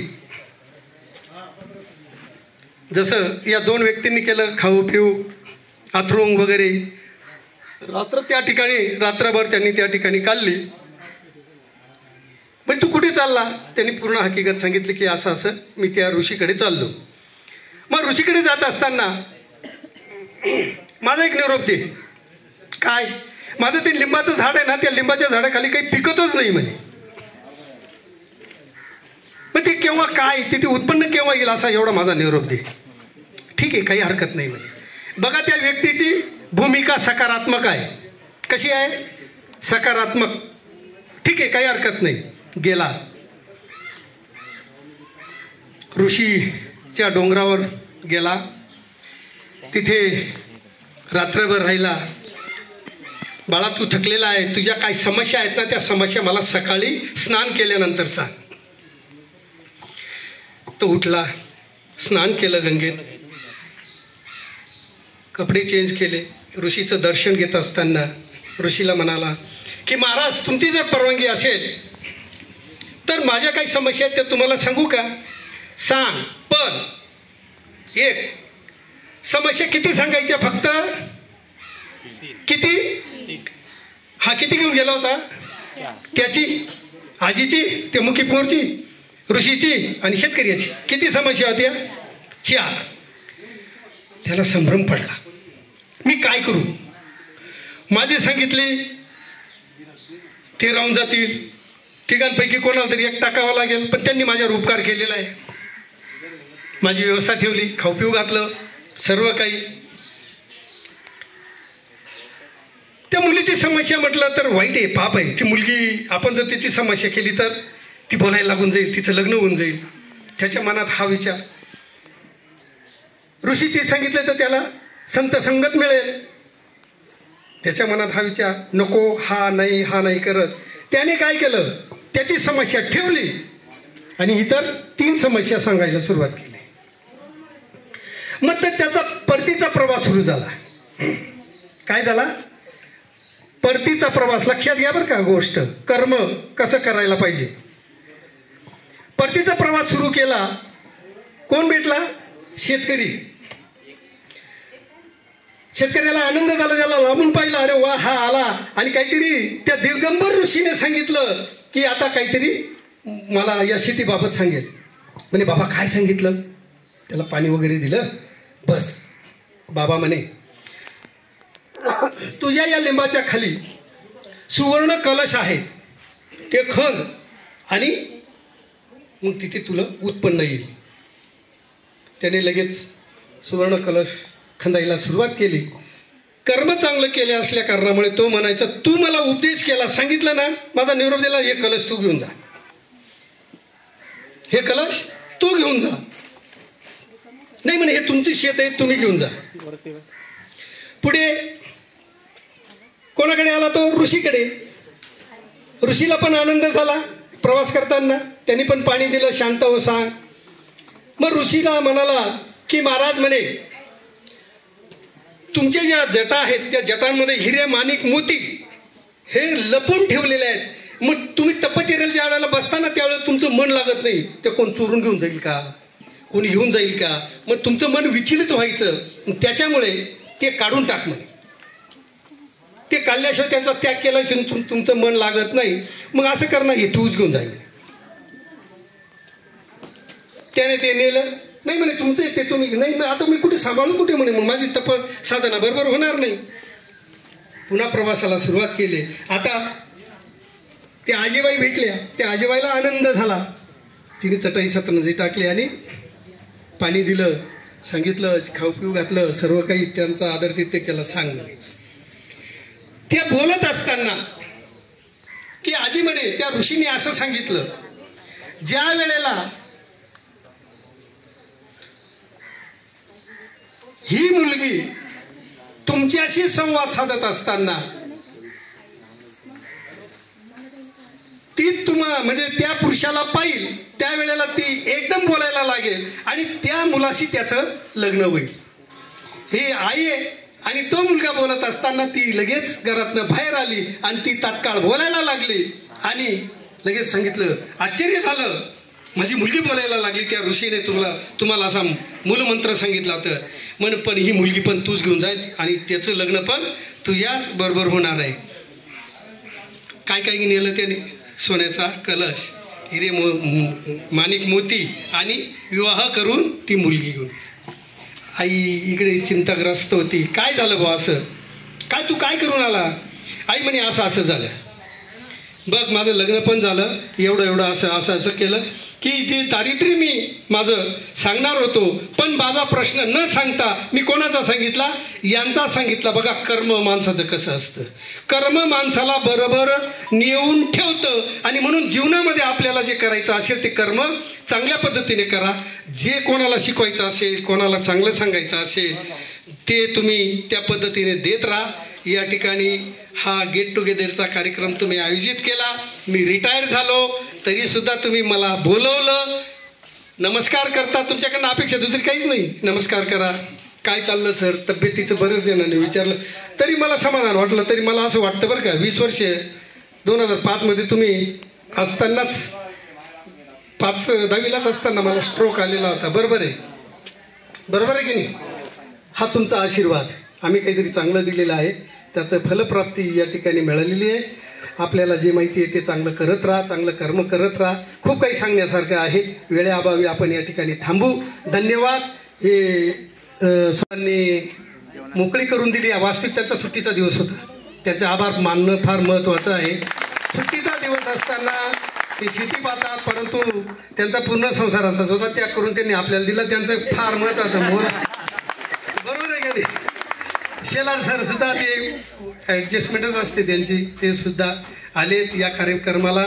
आणि या बालगोपालांचा कार्यक्रम आपण अतिशय गुण्यागोविंदाने पार पाडून दिलेला आहे. जे जे आम्हाला आठवलं त्या पद्धतीने सांगितलं. तुम्ही शाळेत पण थोडीशी पनिशमेंट बी घेतली असेल, आम्ही चिडलो असेल, काय झालं असेल ते तुमच्या भल्यासाठीच होतं, ते तुम्ही गोड करून घेतलं. पण आमच्याबद्दलची भावना तुमच्या हृदयात चांगली आहे हे आम्ही समजून घेतलेलं आहे आणि त्याच्यामुळे तुम्ही आम्हाला बोलवलेलं आहे. धन्यवाद. याच्या पुढचा कार्यक्रम तुमचं काय नियोजन असेल ते तुम्ही करा.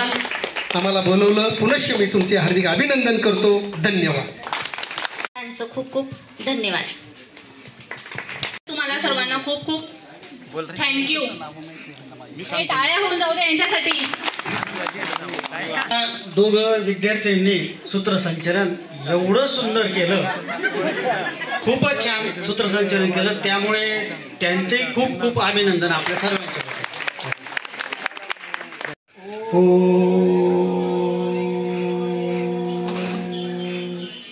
शांती शांती शांती. तो पोलीस खात्यात आहे, तो वेगळ्या एका डिपार्टमेंटमध्ये PSIच्या लेवलला त्याची पोस्ट आहे. आणि त्यातल्या त्यात आणखी त्याला जी जोडीदार मिळालेली आहे, त्याची जी धर्मपत्नी आहे ती पण PSI आहे. मला तरी असं वाटतं की कदाचित तालुक्यामध्ये जी सून आहे PSI म्हणून ती पहिली असेल. निदान कमीत कमी आपल्या माळमाथ्यामध्ये सुद्धा म्हटलं तरी चालेल, माळमाथ्यात पहिलीच PSI सून. माळमाथ्यामध्ये PSI सून आणि ती त्याची धर्मपत्नी. खूप अभिमानाची गोष्ट आहे. याचा पण मला पण खूप अभिमान आहे. दोन्ही आणि एकाच जागेवरती दोघं आहेत, एवढे नशीबवान आहेत दोघं आणखी. धन्यवाद. तुम्ही सर्वांनी मला बोलण्याची संधी दिली. जेवणाचा विचार करू नका. आम्ही वेळेवर जेवत नाही, त्याच्यामुळे आम्हाला काही वाटत नाही. वेळेवर जेवण नाही मिळत पोलीसवाल्यांना. फक्त महत्त्वाचं, आणि मी करप्टेड नाही आहे राजू, क्लीन आहे मी. म्हणजे आता मी हे जे काही टाकणार ना ते यूट्यूबला टाकणार, बरोबर का नाही? ते सगळे बघणार, सर्वांना माहिती आहे की मी क्लीन आहे, मी ते जाणार ते तिथे. तर तसं बघायला गेलं तर मी पण एक स्टोरी आहे नाही का. काय म्हणजे कसं होतं माझं जे जीवन आहे ते एकदम खराब होतं. प्रत्येकजण सक्सेस झाल्यावर सांगतो की माझं खराब जीवन होतं वगैरे, पण तुम्हीच ते सगळे साक्षीदार आहे. आज लोक मला फक्त कोण आहे म्हणून ओळखणार. मी कोण आहे, पण मी काय आहे, मी कसा होतो याचे साक्षीदार फक्त ते 60-65 लोक आहेत, जे की आता एकेरी बोलू शकतात. आता कोणी मला एकेरी बोलत नाही, फक्त एवढेच लोक आहेत ज्यांना एकेरी बोलायची परमिशन आहे, काहीही बोलू शकतात. अशी साक्षीदारांसमोर बोललेलं आहे आणि ते यूट्यूबला पण जाणार, म्हणजे खोटं बोलू शकत नाही मी, बरोबर ना? तो नंतर आपण बघणार व्हिडिओ. मी छोटे 2-3 प्रसंग सांगतो, त्यातून समजून जाईल. मी 3रीला असताना आपल्याकडे संगीता मॅडम होत्या, बरोबर. आपण इथं प्रार्थनेला बसलेलो होतो. तर माझी कंडिशन काय होती की आमचं गावाच्या शेवटी झोपडी होती, बरोबर. आणि मी इथं बसलेलं असताना माझे जे T-शर्ट होते ना, तर म्हणजे त्या T-शर्टचे सर्व आडवे दोरे सर्व निघाले होते, फक्त उभे दोरे होते. तर त्या मॅडमला काय बोलल्या सांगितलं बाई, त्यांच्याबद्दल माझं काही असूया नाही, फक्त जे सांगतो उदाहरण म्हणून की शर्ट बघा त्याचा किती फाटलेला आहे. त्यावेळेस मॅडम बोलल्या शर्ट नका बघू, बुद्धी बघा त्याची. तुम्हाला कॉन्फिडन्स येतो तिथे.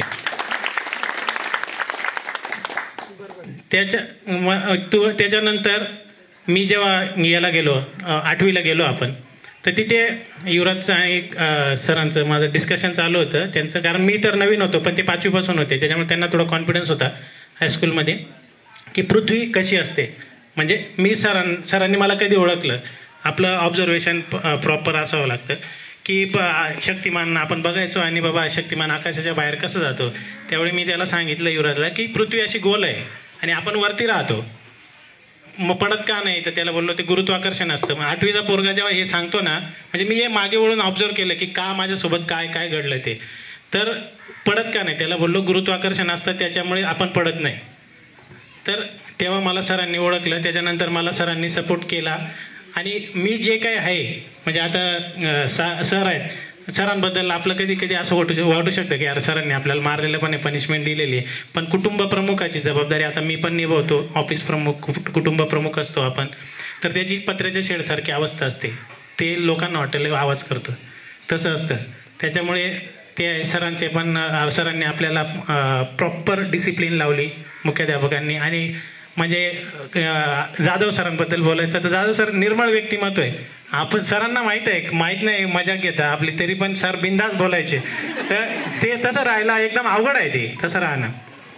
मी म्हणजे माझ्या पर्सनॅलिटीमध्ये शिक्षकांचा किती रोल आहे याचं जर उदाहरण बघायचं असेल तर सर तुमचं जे वॉच आहे ना, माझं जे वॉच आहे ना का आता हे घेतलेलं, हे सरांचं आहे, त्याच्यामुळे ही डिझाईन अशीच्या अशी आहे. हां, ही डिझाईन आहे ना मी 1 वर्ष शोधलेलं आहे. माझ्या वाईफने पण सांगितलं की मला घड्याळाचा शौक नाही, मी हे शोधलं 1 वर्ष आणि ते तसंच आहे त्याची डिझाईन. हां, आणि सर अंगठी पण आहे ना ती माझ्याकडे तशी आहे.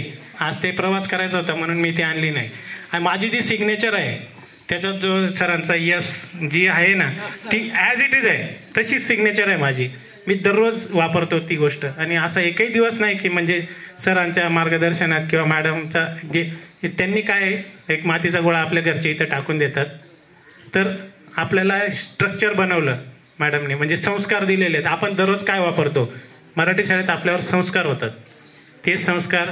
आणि सरांनी विश्लेषण करण्याची क्षमता दिली की प्रत्येक गोष्ट विश्लेषण करून बघायची. त्याचा प्रचंड उपयोग झाला मला. मी इंजिनिअरिंगला पण 2nd टॉपर म्हणून राहिलो कंटिन्युअसली. तर त्याचं कारण एवढंच होतं की सरांची जी विश्लेषण करण्याची क्षमता आहे ती फॉलो केली. प्रश्न सरांनी सांगितलं होतं की प्रश्न हे करायचे, प्रश्न यूज करायचे आणि त्याच्यानंतर उत्तर लिहायची. तर ते आजही वापरतो आम्ही. आणि पुढे आपलं पानिपत झालं 10वीला, म्हणजे वाईट दिवस होता तो आपला. पानिपत झालं आणि पुढे गेलो. कॉन्फिडन्स हा 0 होता. अब 11वी 12वीला गेल्यानंतर ते शिक्षक डायरेक्ट आपण ऑक्सिडाईज लिहिल्यानंतर आम्ही डायरेक्ट OX, निलेश एकटा झाला माझ्यासोबत थोरात, OX ID ऑक्सिडेशन मराठीत लिहिणार आम्ही. त्यांनी आम्हाला उचललं, मागे बसवलं. कॉन्फिडन्स संपायला पाहिजे ना आपला. त्याच्यानंतर संपला नाही, मी डिक्शनरी विकत आणली, पाठ केली. 3ऱ्या टेस्टला मला 12 मार्क पडले. मॅडमने मला बोलवलं केमिस्ट्रीच्या आणि बोलले तुला 12 मार्क पडूच शकत नाही, 20 पैकी 12 पडूच शकत नाही, कारण तुला इंग्लिश वाचताच येत नाही ना. तुम्हाला पास झालो होतो आपण, फक्त आपल्याला काही येत नव्हतं, ते शब्द पण समजायचे नाही. मग मी मॅडमला सगळं पाठांतर केलेलं ॲज इट इज वाचून दाखवलं, म्हणजे पाठांतर केलेलं सांगितलं. तिथं तुमचा कॉन्फिडन्स वाढत जातो. त्याच्यानंतर डिप्लोमाला ॲडमिशन घेतलं. तिथे पण आपल्यात एक हे बनवलेली आहे मॅडमांनी, एक आपल्यावर एक संस्कार केला आहे. माहीत नाही तुम्हाला इथे जाणवत असेल घरामध्ये, डॉमिनन्सी. कुणाचंही ऐकायचं नाही, कुणाचंही ऐकायचं नाही. मी म्हणेल तीच पूर्व दिशा आहे. हां, हे माझा स्वभाव आहे आणि आपल्यात तो स्वभाव आहे, तो वापरा. कदाचित तुम्ही असं म्हणू शकता, मी आता पैशाचा पण विषय येणार आहे पुढे की बाबा पैसा करतो. तर माझं एक तत्व आहे, आपण मोठा बंद करून आलो होतो आणि उघडून जाणार आहे. आपण पैसे काही घेऊन जाणार नाही, पैशाच्या बाबतीत हे मत आहे. पण आपण जिथे आहोत, तुम्ही संसारात आहात, तुमच्या घरी आहात, तुम्ही पण व्यवसायात आहात, संसारात आहात. आर्थिक सत्ता, पॉवर जोपर्यंत तुमच्या हातात आहे, तुम्ही म्हातारे होईपर्यंत, तोपर्यंत तुम्हाला सन्मान आहे. पॉवर खतम, सन्मान खतम. आणि मी आजही तीच गोष्ट वापरतो. तुम्ही नजर फिरवली ना तरीही तुमच्या ऑफिसमधले लोक शांत बसली पाहिजे. तुम्हाला तसं वागावं लागतं. मोबाईल डिटॉक्सिफिकेशन म्हणजे मोबाईलचा तुम्ही वापरायचा नाही. बऱ्याचदा कंप्लेंट पण असते मित्रांची की तू मोबाईलला म्हणजे रिप्लाय देत नाही. मी जर मोबाईल वापरत बसलो तर बाकीचे का हे करणार ना, मला बाकीचे का फॉलो करणार, ते पण मोबाईल खेळत बसणार. मी माझ्याविषयी सांगायचं म्हणजे मला घडवलं जे आहे सरांनी, आणि म्हणजे 4 लोकांचा विचार मी नेहमी करतो. मॅडम मी जर काही केलं, कधी पोलीसचं लाईफ आहे एकदम खराब आहे. आज तुम्ही इन्चार्ज असता, उद्या तुमच्या कस्टडीत काही झालं तर उद्या तुम्ही त्याच जेलमध्ये असता. लिटरली अशी लाईफ आहे. कोणाला विचारत जे तुमच्या जवळपासचे पोलीसवाले असतील, अशी लाईफ आहे. उद्या तुमचं काय होईल याची काही गॅरंटी नाही. जर मी काही केलं तर पाटील सरांना, म्हणजे सर थोडा ॲडिशनल हे बरं का माझं रिलेशन आहे.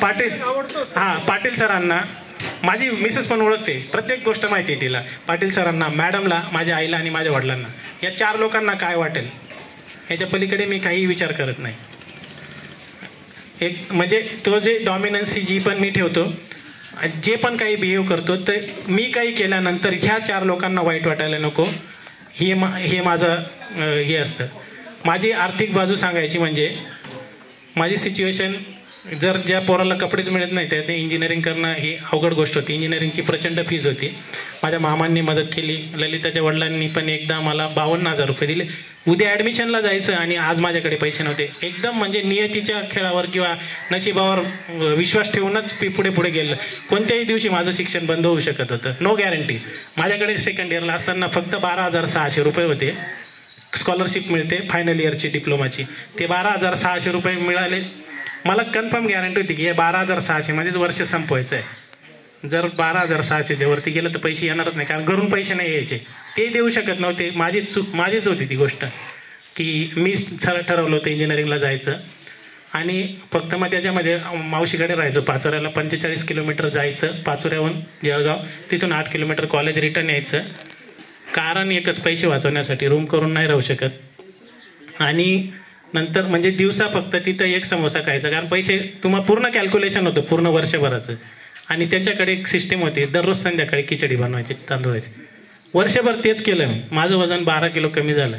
तेव्हा घरचे बोलले की आता बस झालं नाही का, डिप्लोमा झाला आहे, 12-15 हजार रुपये मिळणार तुला, सोडून दे. तेव्हा माझ्या मित्रांनी मला सांगितलं की तुला हारण्याची परवानगी नाही. दीपक शिरसाट म्हणून मित्र आहे, माझ्याविषयी जी गोष्ट घडली किंवा माझ्याविषयी जे काही घडतं त्याने त्याच्याकडे डायरी ती लिहून ठेवलेलं असतं त्याने. तर आता तो पण बघणार हे. तर त्याने मला सांगितलं की तुला हारायची परवानगी नाही. त्याला माझ्या घरची सिच्युएशन माहीत होतं. तू जर हारला आणि परत गेलास तर तू तुझ्या इथून पहिला आलाय, लोकांना वाटणार की आपण डिप्लोमा किंवा इंजिनिअरिंग करू शकत नाही, भरपूर पोरं हार मानतील भविष्यात. त्याच्यामुळे आपल्याला हारायची परवानगी नाही, कंप्लीट कर. नंतर थर्ड इयरला मामांनी पैसे दिले, आणि मी माझा जो मेसवाला होता तो माझ्याकडनं 4-5 महिन्याचे पैसे घ्यायचा. कारण आता बऱ्याचदा होतं की 1 वेळा जेवतो सर आजकाल आपण, नाही का. आता मी पण जेवतो 1 वेळा. बऱ्याच लोकांना ती वाटतं की साळुंकी, म्हणजे मला साळुंकी म्हणून ओळखतात, प्रदीप तर नाही म्हणत ऑफिसमध्ये, की फॅशन म्हणून 1 वेळा जेवतो, संध्याकाळी जेवत नाही. तसं नाही, त्यांना नाही माहिती. ती सवय इंजिनिअरिंगपासूनच पडलेली. ती मेस 1 वेळाचीच होती माझी. पण मी तुम्हाला आता माझी मोठायकी म्हणून नाही सांगितलं, हे याच्यासाठी सांगितलं की तुमच्या मुलांना सांगा, ही स्टोरी सांगा की न हारता म्हणजे जिंकलं जाऊ शकतं. आपल्याकडे गमावण्यासाठी काही नाहीच आहे. आपण लोअर क्लास आहे, मिडल क्लास नाही आहे, लोअर क्लास आहे. आपण पैशाच्या आर्थिक बाबतीत लोअर क्लास आहे. आपल्याला जर लोअर क्लासमधून हायर क्लासमध्ये जायचं असेल, शिक्षण हा एकमेव मार्ग आहे. आणि असं नाही की सरांनी जे शिकवलंय ते फक्त मी माझ्यासाठीच वापरलं. सर, मी 9-10 स्टुडंट तयार केले आणि ते ॲज इट इज डॉमिनंट आहेत, त्यांच्या शाळेत आहेत, जिथे कुठे आहेत. हे माझे नातेवाईक आहेत किंवा बाहेरचे पण आहेत. 9-10 स्टुडंट तयार केले, ते डॉमिनंट आहेत. तुमच्या मुलांना डॉमिनंट बनवा, लढायला शिकवा. कारण आपण मेलो तरी काही फरक पडणार नाही कोणाला. आपण फक्त एक नंबर गेम आहे गव्हर्नमेंटच्या बाबतीत. 10 लोक मेली, 10 नंबर आहे. आपण फक्त 20 लोक मेली, 20 नंबर आहे. जनतेच्या म्हणजे अगदी म्हणजे मोठ्या पदावर आहेत, मोठ्या ठिकाणी आहेत, त्या लोकांना आपल्याशी काही घेणं देणं नाही. त्यांच्या दृष्टीने आपण एक नंबर गेम आहे. त्यांना शिकवा की तुम्ही नंबर गेम नाही बनायचं, जायचं आणि राज्य करायचं. राज्य करायचं म्हणजे डायरेक्ट म्हणजे असं नाही की आपण राज्य मिळवणार वगैरे नाही. ज्या पोस्टवर तुम्ही असणार ना डॉमिनंट राहा. तुमच्या खालच्याची हिंमत नाही झाली पाहिजे तुम्हाला आडव्यात जायची. हेच शिकवा त्यांना. तुमच्या पण घरी तुमच्या विरोधात जायची कोणाची हिंमत नाही झाली पाहिजे. तुमच्या नातेवाईकांमध्ये म्हणा यू शुड बी डॉमिनंट. तुमच्या जे कोणी वरचे आहेत, आता हे सरकारी सिस्टीममध्ये काम करते सुजाता नाही का, तिला माहिती असेल, अधिकाऱ्याला फोन गेल्यानंतर त्याला प्रश्न पडला पाहिजे साळुंकेने मला का फोन केला किंवा उशिरेने मला का फोन केला. तर डोकं गणगणलं पाहिजे. घरून निघताना त्याला प्रश्न पडला पाहिजे की याच्यासोबत दिवसभर काम करायचं. हीच म्हणजे इथे जे केलं मराठी शाळेत हे शिकलेलो आहे. कोणाचं ऐकायचं नाही, असंच राहायचं. राज्य करून जगायचं. लीडर्स जे नेते असतात ना ते ज्या दिवसापर्यंत जिवंत असतात ना ते कधीच मान्य करत नाही, ते चुकीचे आहे. ते जीवन जगण्याचं हे शिकलेले आहेत ते. मी आता विधान भवन बंदोबस्त केला, अधिवेशन बंदोबस्त. हुशार पण लोक आहेत, प्रचंड हुशार आहेत. गिरीश महाजन, मी डेलिगेशनच्या बाजूला थांबायचो. मी डेलिगेशन म्हणजे जेव्हा लोक आंदोलन करतात आणि 3-4 जे लोक असतात ना ते मंत्र्याला भेटायला येतात. ते मी जे बघितलं ते सांगतो फक्त. ते भेटायला आल्यानंतर आपण बघतो, माझं काही पॉलिटिकल कनेक्शन तसं मी ठेवत नाही, फक्त सांगतो की म्हणजे माझं अलाइनमेंट पण नाही कुठल्या पक्षासोबत. आपले ट्रान्सपोर्ट मिनिस्टर आहेत, शिवसेनेचे आहेत ते, शिंदे गटाचे.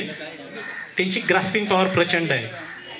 त्याच्यानंतर योगेश कदम गृहराज्यमंत्री, त्यानंतर आपले गिरीश महाजन, ह्या आबिटकर म्हणून आहेत आपले आबिटकर म्हणून आरोग्यमंत्री.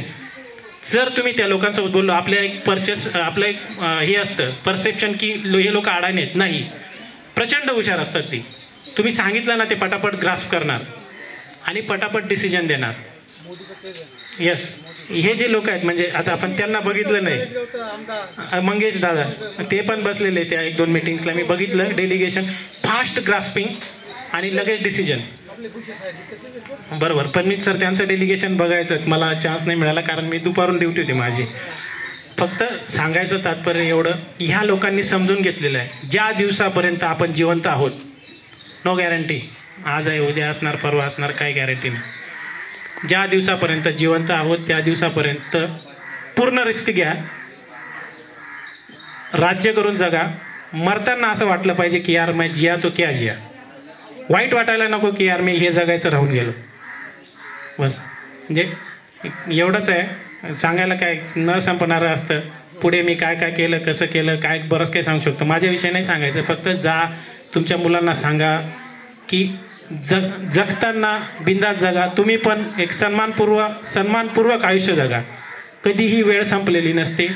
आज चालू करू शकता, आजपासून म्हणजे तुमच्यात बदल जाणवला पाहिजे. घरच्यांना, कुणालाही, नातेवाईकांना म्हणा, गावात म्हणा, काहीही करा.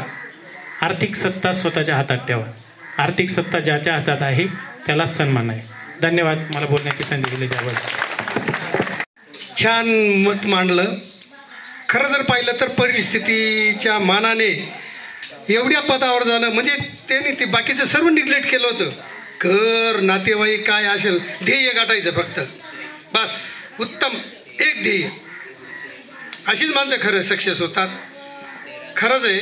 आणि मला तू जे बोलला ना, माझा मुलगा सुद्धा असं लेक्चर येतो मला.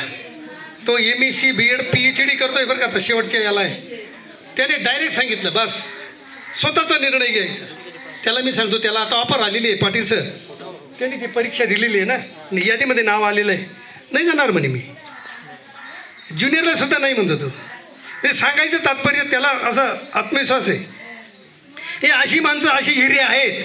आणि अशी हिरे आमच्याकडे आले होते, त्यांना पैलू पाडले. आमचं परम भाग्य समजतो. टाळ्या वाजा. बरोबर आहे की नाही? हे पण प्रारब्ध लागतं, चांगलं कर्म लागतं अशी हिरे यायला सुद्धा. बरोबर आहे की नाही? छान. आता काही हरकत नाही. सर्वांना जी आतुरता आहे ती आता जेवणाचं नाही, एकच सांगायचं आहे मला की तुमची म्हणजे 5वीची पहिलीच बॅच, आमच्या विद्यालयातली पहिलीच बॅच. जसं पहिलं मूल खूप लाडकं असतं, पण ते खूप चुनचुलीत बी असतं बरं का ते. तशी तुमची बॅच जे ना आतापर्यंत बरेचसे गेट टुगेदर झाले, पण मग एवढे जे मुलं आहेत इतके सुंदर बोलणारे, एवढं त्यांचं सूत्रसंचालन वगैरे एवढं नव्हतं.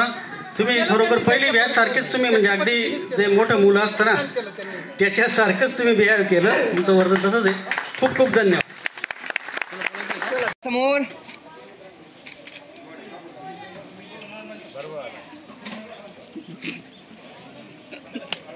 इकडे बघा, इकडे या कॅमेऱ्यात समोर डोळे लागेल पाहिजे.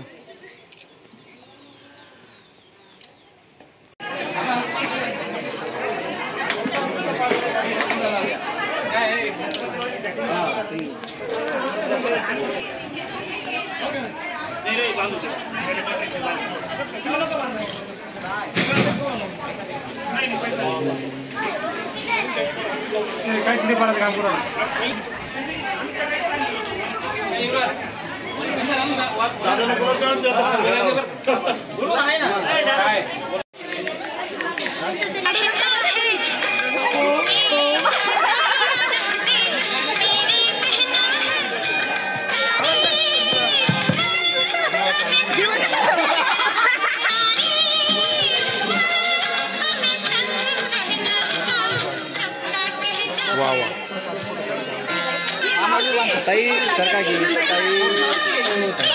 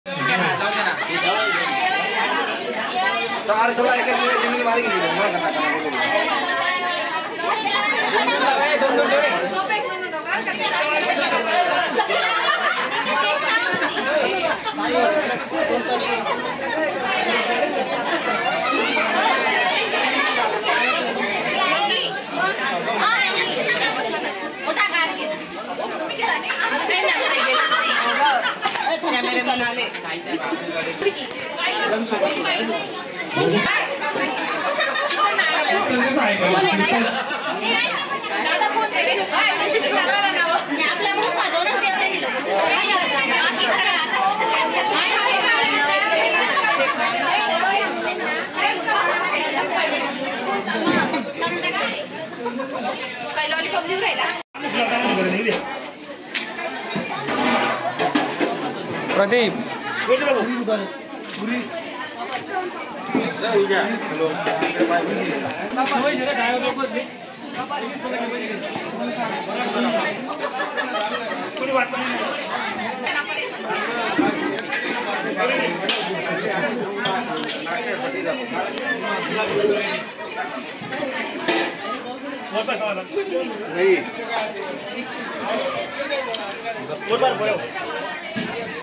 वाल्मिक दुःख अडवायला उंबऱ्यासारखा मित्र वनव्यामध्ये गारव्यासारखा मित्र वनव्यामध्ये गारव्यासारखा एक तू मित्र कर आरशासारखा मित्र वनव्यामध्ये गारव्यासारखा नाही जीवनभर तुझी वाट चुकणार नाही जीवनभर तुझी मित्र कर एक तू मित्र कर गारव्यासारखा मित्र वनव्यामध्ये गारव्यासारखा